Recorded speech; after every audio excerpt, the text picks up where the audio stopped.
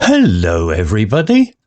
If you want to read all the stories in full, please go to www.steveuk.blog. Thank you. Short story 623, The Empty Pocket. Intermediate. Arthur lived a life of quiet routine, a comfortable rhythm built over 82 years.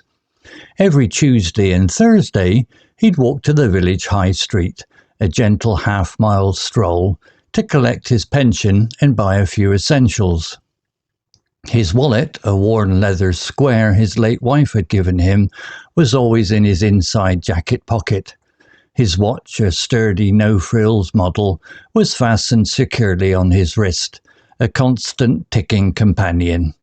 And his phone, a simple old Nokia, was always in his hand, ready to call his daughter if he needed her. This Tuesday was no different. The sun was warm, the air still.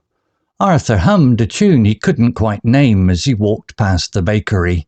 He was thinking of the loaf of bread he would buy when a young lad, no more than 20, stepped out from a small alleyway. He wasn't big, but the knife in his hand seemed to grow in the quiet air. "Give me your wallet, old man, and your watch, and your phone." The words were cold and hard. Arthur felt his heart jolt, a sudden, panicked thump. He tried to speak, but no sound came out. He slowly reached into his jacket and pulled out the wallet. The lad snatched it, then roughly grabbed his arm and unfastened the watch. Arthur felt a moment of pure indignity as the young man took his phone too. Then, as quickly as he appeared, the lad was gone, melting back into the shadows of the alley.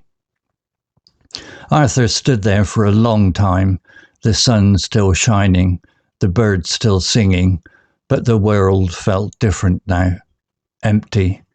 He finally made it home, his legs feeling heavy, his chest tight.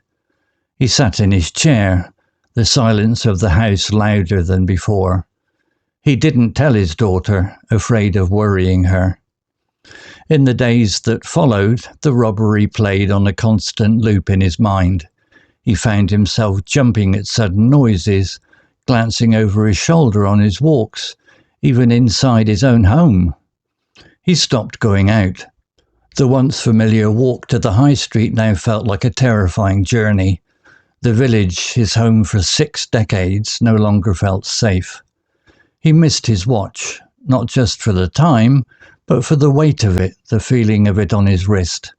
And the wallet, so much more than just a place for money. It had contained a photo of his wife, a small, faded picture he had carried for 40 years.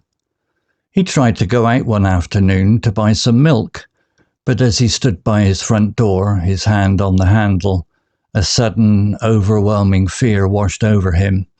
His heart began to pound, his palms sweated. He felt a wave of dizziness and had to sit down. He couldn't do it. A few weeks later, his daughter, worried about his silence, came to visit. She found him in his armchair, a thin and drawn version of the man she knew. The house was cold.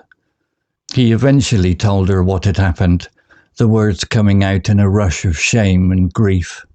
She listened quietly, holding his hand, her own eyes filling with tears. She arranged for a new phone, a new wallet, even a new watch. But these things felt foreign and cold. They were not his. He was still caught in the loop of that afternoon, the feeling of the blade, the emptiness of his pockets. His daughter refused to leave him alone. She started taking him to a support group for victims of crime. At first, Arthur sat in silence, listening to the stories of others who had been through similar things. They talked about trust, about fear, and about how to reclaim their lives. One day, an old woman spoke about how she had been robbed for her wedding ring. She said she felt she had lost a part of herself, but then she said something that made Arthur look up. She said she realized that the memories, the love, and the person she was were not in a ring or a wallet or a watch. They were inside her, safe forever.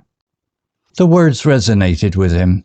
He started to see the robbery not as something that had taken away a part of him, but as an experience that had revealed something he still had. He still had his memories, his courage, his daughter. The things that truly mattered were still with him. He began to venture out again, first with his daughter, and then, a little at a time, on his own. The fear was still there, a whisper in the back of his mind, but he learned to live with it, to walk alongside it. He bought a new wallet, a simple brown leather one, and he put a new, smiling photo of his wife inside. He knew that the world was still a dangerous place, but he also knew that he was more than the things he owned. He was Arthur, a man of quiet routine and courage, and he was not defined by what had been taken from him, but by what he had found. Vocabulary notes.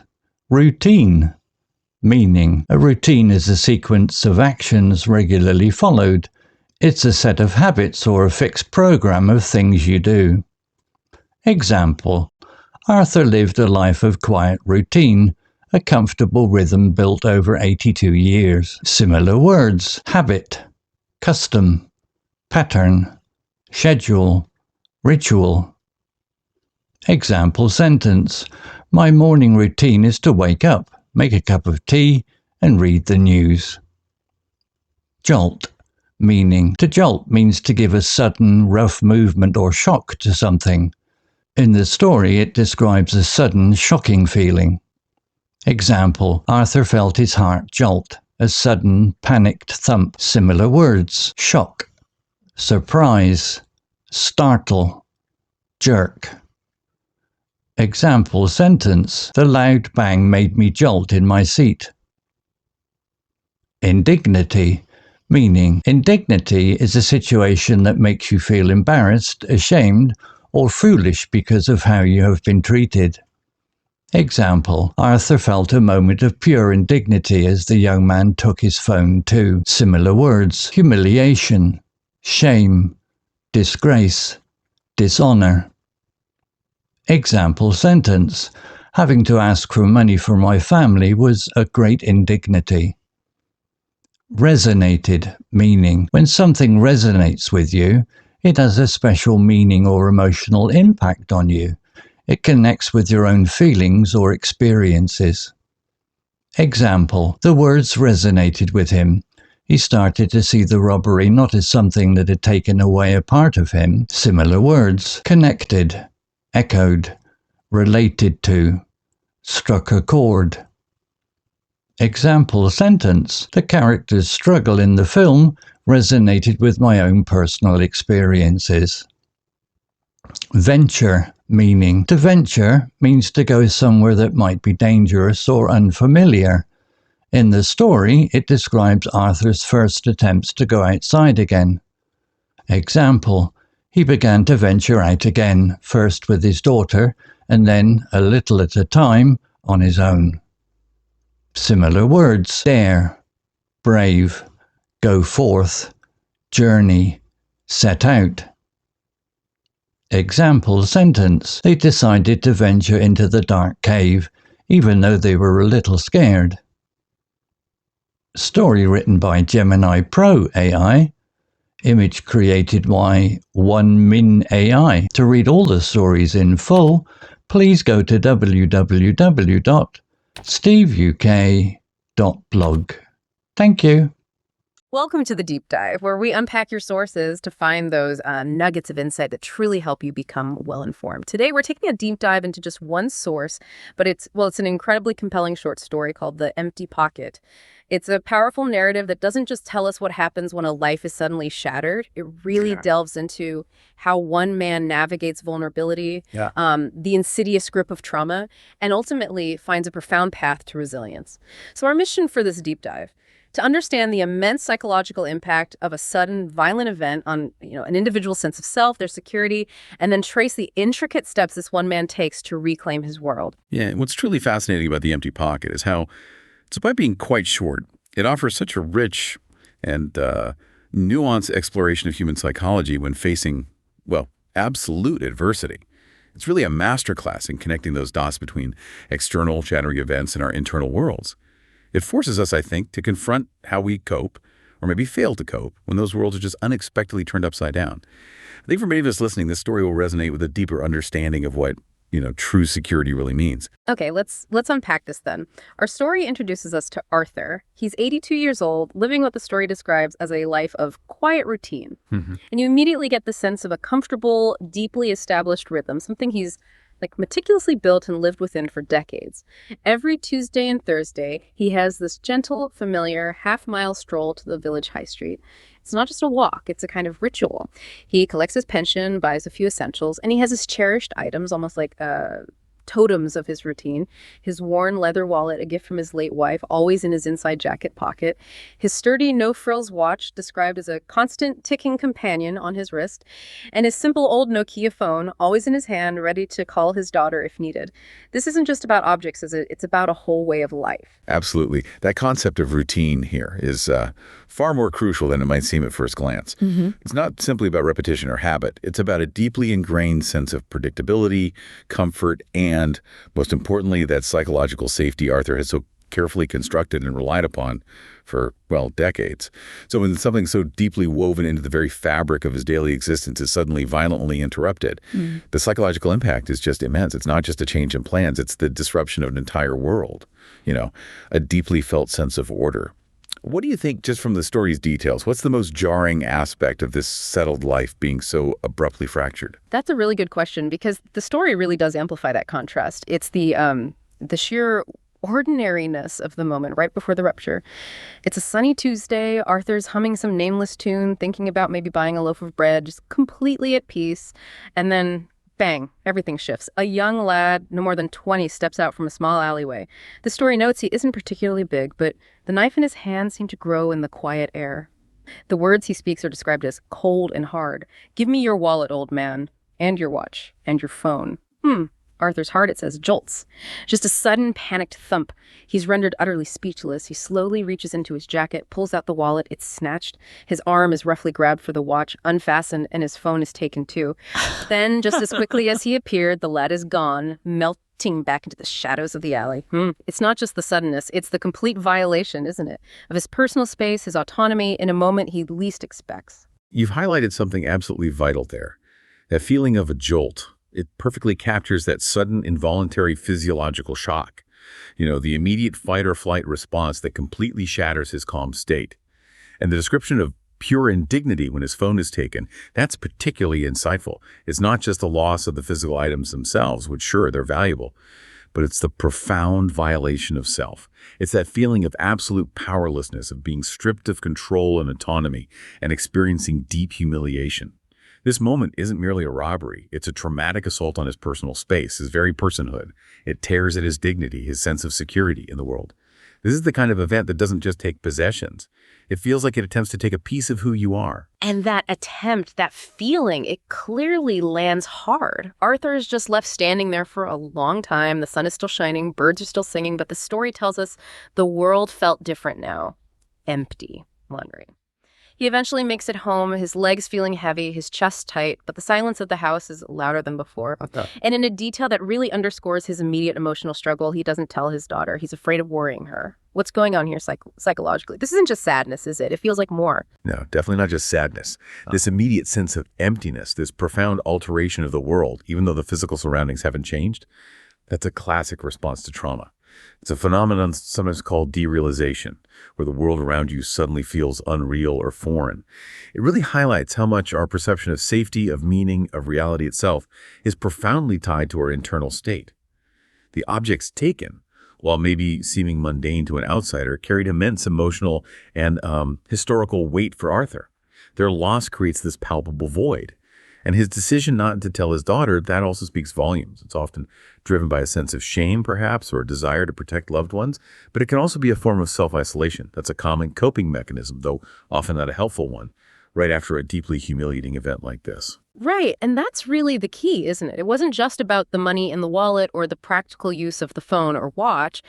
You remember the wallet contained that small, faded picture of his wife, a photograph he'd carried for 40 years. 40 years. The watch wasn't just for telling time, but for the weight of it, the feeling of it on his wrist. These weren't just possessions. They were like extensions of his identity, anchors to his past, tangible links to his most cherished memories and his ongoing connections. When something like that is ripped away, it's not just an item lost, it's much more fundamental. Precisely. For Arthur, these weren't merely possessions. They were relics of a lifetime, deeply imbued with memories, emotional significance, a continuous sense of self. The wallet, for instance, held not just money, but a tangible piece of his marital history. The watch represented not just time, but the passage of time, enduring loyalty, the, tactile comfort of routine. Losing them, especially his late wife's photo, isn't just a financial setback. It's like a theft of his personal history. It's a direct assault on his most intimate connection to loved ones. It profoundly contributes to that feeling that a part of himself has been lost, a feeling that goes far beyond the material. It's a symbolic dismantling almost of his personal narrative, his identity. And that feeling of dismantling, it clearly doesn't just, disappear. In the days and weeks that followed, the robbery played on a constant loop in his mind. He became hyper-vigilant, jumping at sudden noises, glancing over his shoulder, even inside his own home, which is striking. The once familiar walk to the high street, which he'd done for 60 years, became a terrifying journey. He stopped going out entirely. He even tried to venture out one afternoon just to buy some milk. But as he stood by his front door, hand on the handle, he was hit by sudden, overwhelming fear. His heart began to pound, his palms sweated, he felt dizzy, had to sit down. He simply couldn't do it. This isn't just grief over loss anymore. This sounds like something far more entrenched, right? Oh, absolutely. You've perfectly captured the progression here. This is post-traumatic stress. What you're describing are classic, often debilitating symptoms of what we commonly refer to as PTSD. Let's break this down a bit. Intrusive thoughts playing on a loop. Those are unwanted, involuntary memories of the traumatic event. They can feel as real and terrifying as if it's happening again. Then there's the hyperarousal and hypervigilance, that persistent state of being on high alert. Your body's fight or flight system is just constantly activated. Right. That leads to jumping at noises, difficulty relaxing, that constant scanning of his surroundings, even where he should feel safest, in his own home.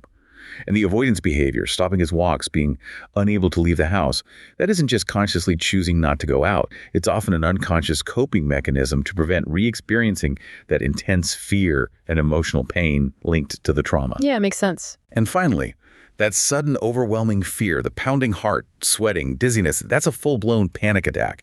A physiological cascade triggered by the perceived threat of just leaving his home. The world, which was once safe and predictable for him, has been entirely rewired in his mind as a constant, unpredictable threat.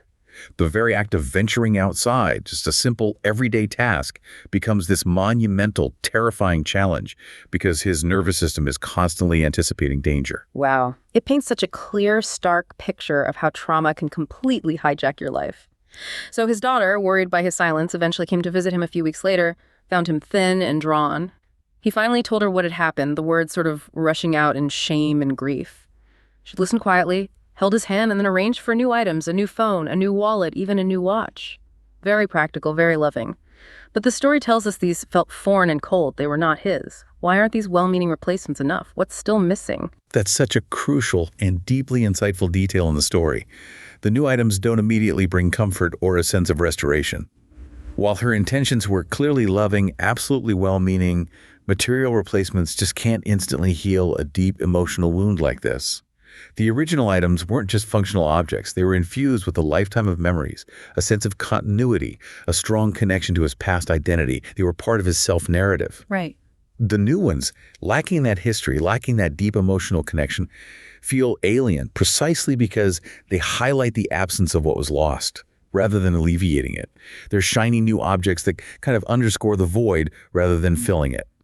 What's truly missing is the emotional significance, those intangible threads that connect objects to identity and memory. So, if new objects can't replace that deep emotional loss, what does this mean for finding a way forward? His daughter, refusing to leave him alone in his isolation, starts taking him to a support group for victims of crime. At first, Arthur just sits there in silence, listening to the stories of others. What's the power of a setting like that, especially when someone like Arthur is so withdrawn? Well, this is where the power of community and shared experience becomes incredibly potent, potentially transformative. For someone like Arthur, who's been consumed by shame and isolation, just being in a room with others who understand without him having to explain or justify his feelings, that's a monumental first step. Listening to others who have been through similar violating experiences validates one's own intense feelings of fear, shame, grief. It helps to normalize the overwhelming response to trauma. It shows him he's not alone, that his reactions aren't unusual or some sign of weakness. This shared vulnerability begins to build a crucial sense of solidarity and understanding, which can be the first crack in that wall of isolation that trauma often builds. And then, in that support group, one day, something shifts for Arthur. A real turning point. An old woman shares her story of being robbed of her wedding ring. She felt she'd lost a part of herself. It sounds familiar, but then she says something that makes Arthur look up, something that truly resonates with him. She says, she realized that the memories, the love, and the person she was were not in a ring or a wallet or a watch. They were inside her, safe forever. This sounds like the pivotal aha moment. What's happening here internally for Arthur? This is the pivotal aha moment. It's a profound cognitive shift, and it's absolutely critical in the healing process. What the woman is articulating there is a powerful act of cognitive reframing. She's distinguishing between external possessions and her internal essence. For Arthur, who's been, perhaps unconsciously, equating the loss of his items with the loss of himself, her words offer a new, transformative framework. It's the profound insight that identity, love, our core self, our courage, our memories, these things are not external possessions that can be taken or stolen. They are internal qualities that endure, regardless of external circumstances. Her words resonated with him because they offered a concrete path out of that feeling of utter loss and emptiness. It showed him that what truly defines him is actually untouchable. It's a shift from an external locus of control, really, to an internal one. So he starts to see the robbery not as something that had taken away a part of him, but as an experience that had revealed something he still had. He still had his memories, his courage, his daughter. The things that truly mattered were still with him. That's such a powerful reversal of perspective. It absolutely is. And this is the very essence of resilience, isn't it? The ability to adapt and grow, to not just survive, but maybe even thrive in the face of profound adversity. It's not about erasing the trauma or pretending it didn't happen. That's usually impossible. But it's about actively reframing it, finding new meaning, and rediscovering those internal strengths and resources. Strengths we often forget we possess until they are severely tested. Arthur's shift is about realizing that while the event was deeply traumatic, it didn't diminish his inherent worth or his capacity for love and connection. In fact, in a way, it highlighted what couldn't be taken. It's a recognition of personal agency, even after experiencing something so disempowering. And with this new understanding, he began to venture out again. First with his daughter by his side, providing that safety net, and then a little at a time on his own. The fear was still there, described as a whisper in the back of his mind, but he learned to live with it, to walk alongside it. And then, in what I think is just a truly beautiful and understated detail, he buys a new wallet. A simple brown leather one. And he puts a new smiling photo of his wife inside. Not the old faded one he lost, but a new one. What does that final act signify for his journey? Oh, that new photo is incredibly significant, isn't it? It shows us so powerfully that healing isn't about the complete absence of fear or the, erasure of the past. It's about developing coping mechanisms, reclaiming agency, and finding the courage to move forward despite that lingering presence of trauma.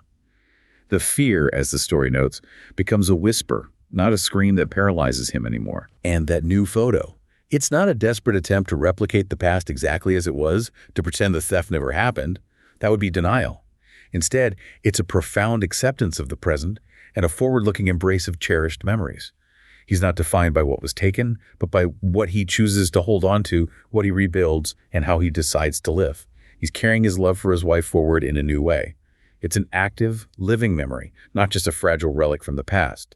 It's a symbol of active recovery and integration, not just passive endurance. Arthur's story is just such a profound deep dive into how our deeply ingrained routines, our very sense of security, can be shattered in an instant. It illustrates how material losses can represent so much more than mere objects, reaching right into the core of our identity.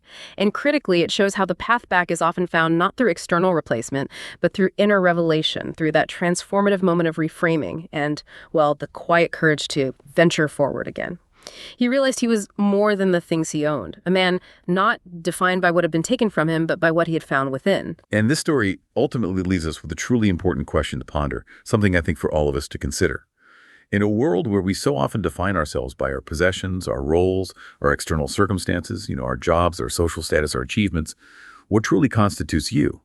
What is it that no external force, no theft, no act of violence, no sudden reversal of fortune can ever truly take away? It's a powerful reminder, I think, that our most valuable assets are often invisible, residing deep within us, just waiting to be rediscovered, especially in tough times.